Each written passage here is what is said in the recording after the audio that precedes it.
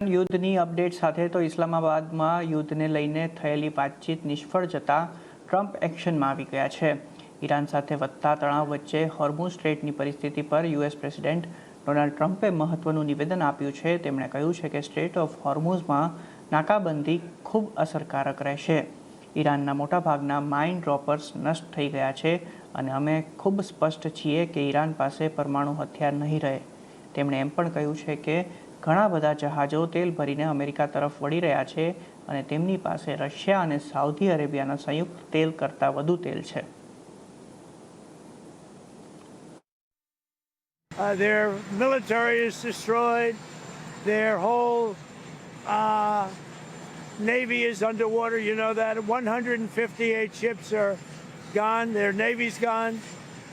Most of their mine droppers are gone. We have a lot of people, as you know, at 10 o'clock tomorrow, we have a blockade going into effect.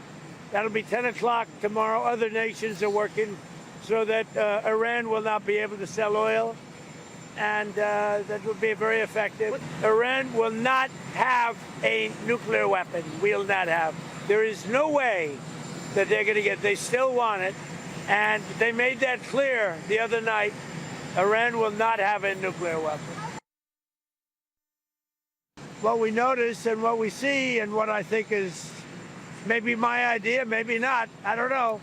But there are many boats heading toward our country to fill up with oil and then go and take it. So they're not going to go through the Hormuz Strait. And ultimately that'll be corrected. But in the meantime, they're using us. We have more oil because of drill baby drill. We have more oil than Russia and Saudi Arabia put together. તો આ તરફ ઇઝરાયેલના વડાપ્રધાન Benjamin નેતન્યાહુએ એક video બહાર પાડ્યો છે જેમાં તેઓ દક્ષિણ લેબનનના ઇઝરાયેલના સૈનિકો સાથે જોવા મળે છે. રક્ષામંત્રી ઇઝરાયેલ કાટ્સ અને આર્મી ચીફ ઇયાલ ઝમીર પણ તેમની સાથે હાજર હતા. આ વિડીયોમાં નેતન્યાહુએ ફરીથી નિવેદન આપ્યું છે કે ભલે લેબનનની અંદર એક બફર ઝોન એટલે કે સુરક્ષા ઝોન બનાવ્યો હોય પરંતુ ખતરો હજુ સંપૂર્ણપણે ટળ્યો નથી. એટલે કે એ સ્પષ્ટ છે કે લેબનનમાં ઇઝરાયેલનું મિશન ચાલુ જ રહેશે અને એટલા માટે જ આ યુદ્ધ હજુ પણ ચાલુ છે. નેતન્યાહુનો આ પ્રવાસ એવા સમયે આવ્યો છે જ્યારે લેબનનમાં તણાવ વધી રહ્યો છે અને ઇઝરાયેલ અને હિઝબુલ્લા વચ્ચે સંઘર્ષ પણ વધી રહ્યો છે.